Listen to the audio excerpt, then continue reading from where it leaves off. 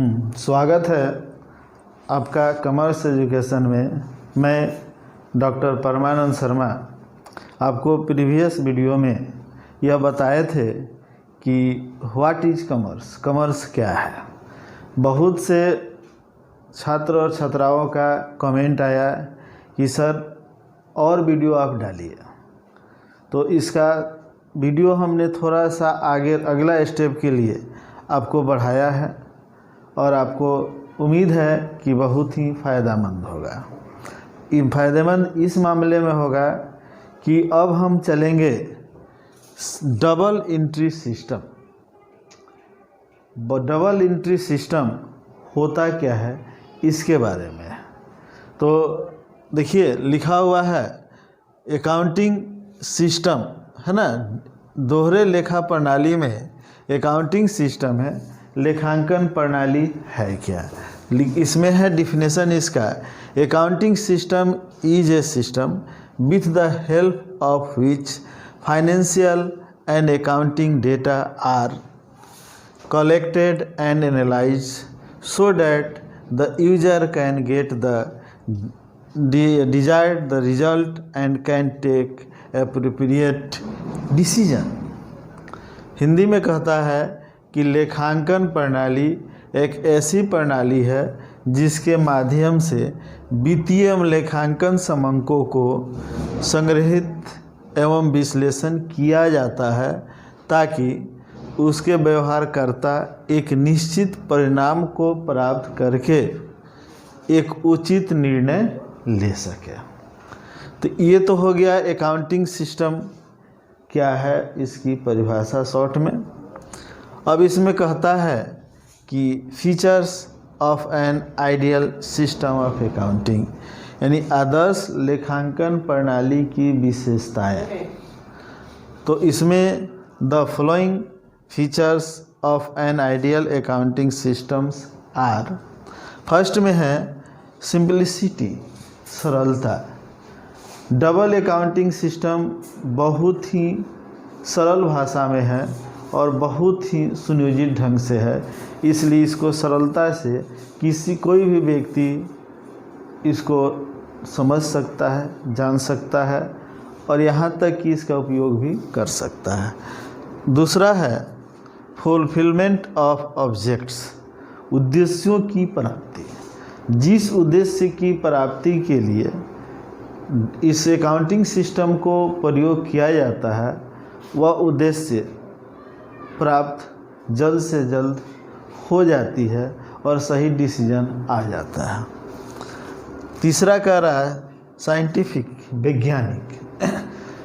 यह वैज्ञानिक ढंग इसलिए है कि दोहरे नीति पर आधारित है, दो पक्षों पर आधारित है, यानी एक लेफ्ट और राइट, जिसको हम शॉर्ट में डेबिट और क्रेडिट कहते हैं। यह बहुत बड़ा शब्द है जो आगे हम लोग चलेंगे rule of debit and credit में। चौथा है इलास्टिसिटी यानी लचीलापन, यानी इसको अगर हमको कहीं चेंजिंग करना हो तो इसमें चेंजिंग करने के उपाय भी हैं, इसलिए क्या है, लचीलापन है, इलास्टिसिटी है। फिर कहता है नंबर 5 में, ये बहुत बढ़िया पॉइंट है, इकोनॉमिकली, यानी मितव्ययी मीन्स कम खर्चीली। बहुत से सिस्टम हैं, बहुत से प्रणालियां हैं जो आगे हम उजागर करेंगे धीरे से। फिर इसमें बहुत ही कम खर्चों में इसको उपयोग करके और सही रूप से आपके सामने या किसी व्यक्ति को प्रस्तुत किया जा सकता है। नंबर 6 इंफॉर्मेटिव, सूचनात्मक। सूचनात्मक मीन्स क्या है, डेटर्स, क्रेडिटर्स, कितने एसेट्स है, कितने लायबिलिटीज़ है, कितने खर्च हैं, आय और व्यय है, इसकी जानकारी हमको व्यापार में तुरंत मिलता है, इसलिए ये क्या है, इंफॉर्मेटिव है, सूचनात्मक है। नंबर 7 कह रहा है जो गवर्नमेंट के लिए और आपके लिए दोनों के बीच में संबंध को बताता है, वह है अकाउंटिंग टू गवर्नमेंट रेगुलेशन।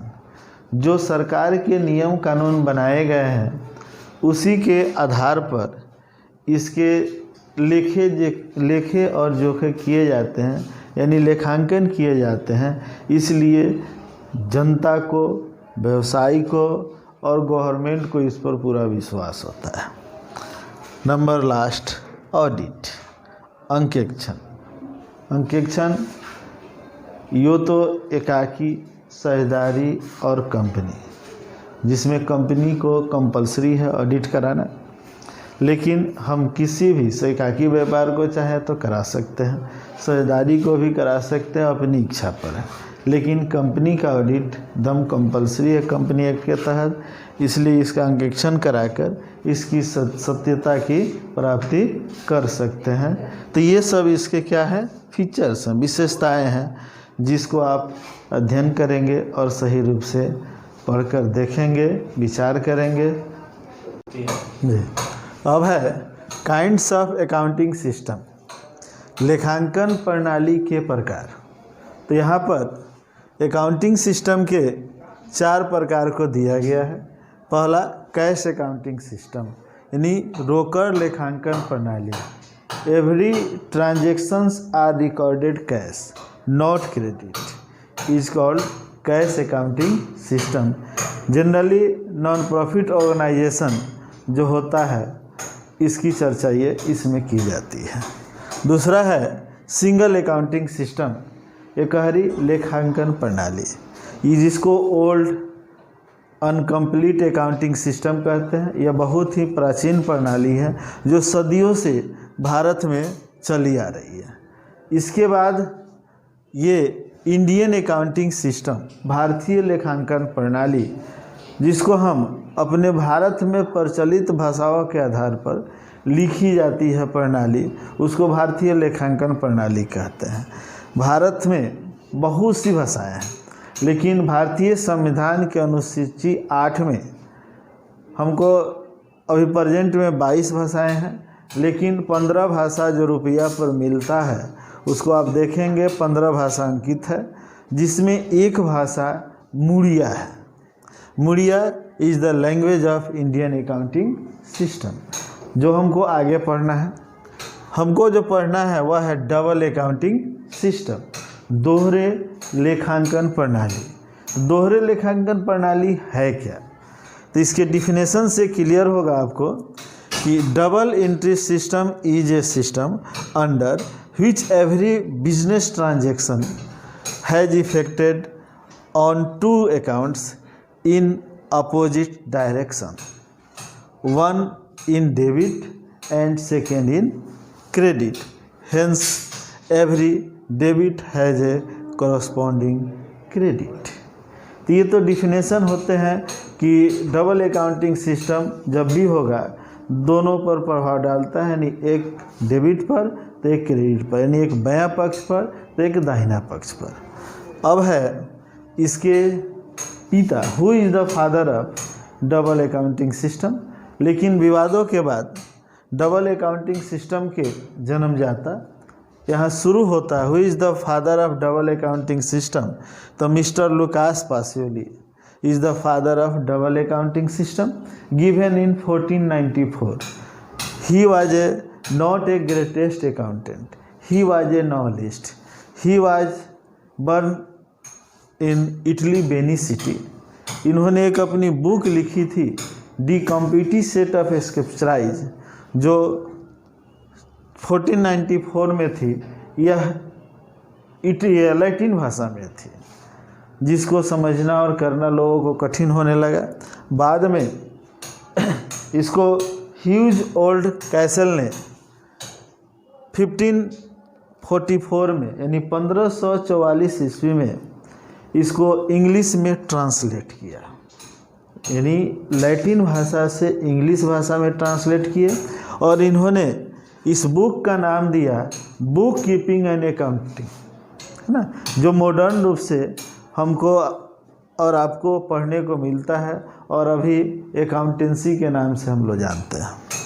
अब है इसके features of double accounting system. यानी इसकी विशेषताएं, डबल अकाउंटिंग सिस्टम की विशेषताएं क्या है। तो डबल अकाउंटिंग सिस्टम को जानने के पूर्व यह बहुत ही उपयोगी और बहुत ही सर्वोत्तम प्रणाली बोली जाती है, जिसके द्वारा सभी लेखों को सही रूप से सिद्धांत के द्वारा रखे और पूर्ति किए जाते हैं। अब इसमें देखेंगे, इसको हम पश्चात प्रणाली के नाम से जानते हैं। क्या ये मॉडर्न अकाउंटिंग के नाम से भी जानते हैं। और इसकी विशेषता के चलेंगे तो पहला है double effect of business transaction. अभी हमने बताया है कि one in debit and one in second is credit, second in credit, one in debit and second in credit.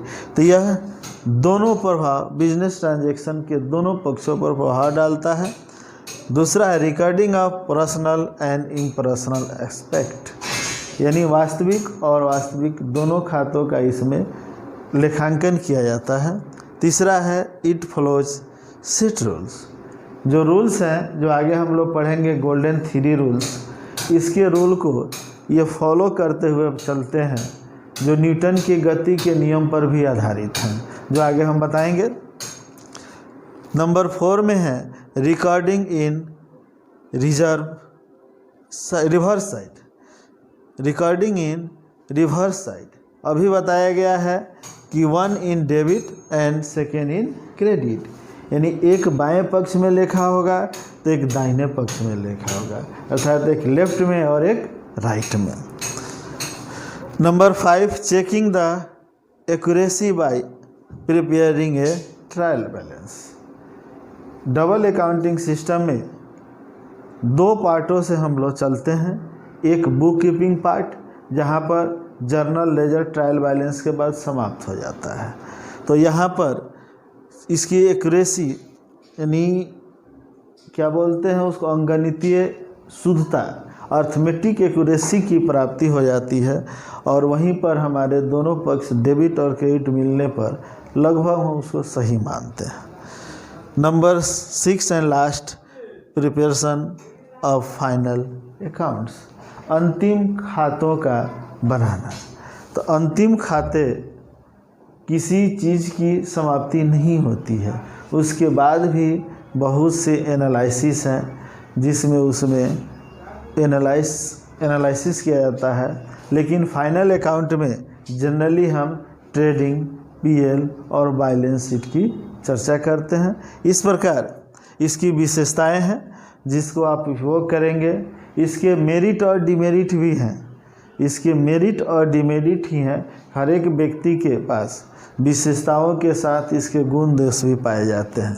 तो हो सकता है कि मैं आपको अगले वीडियो में इसके मेरिट और डिमेरिट को कोशिश करें डालने के लिए और सही से आपको रिप्रेजेंट करने के लिए। लेकिन डबल अकाउंटिंग सिस्टम की अब शुरुआत हो चुकी है, जो आगे हम लोग इसको सही रूप से अध्ययन करेंगे।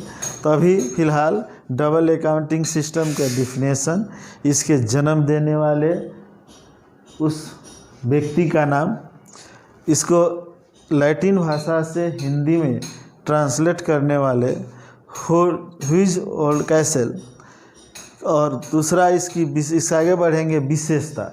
तो विशेषताएं को आप लोग देखेंगे कि विशेषताएं क्या है। अगले वीडियो में इसके मेरिट और डिमेरिट के साथ हम लोग अकाउंट्स के प्रकार के बारे में चलेंगे।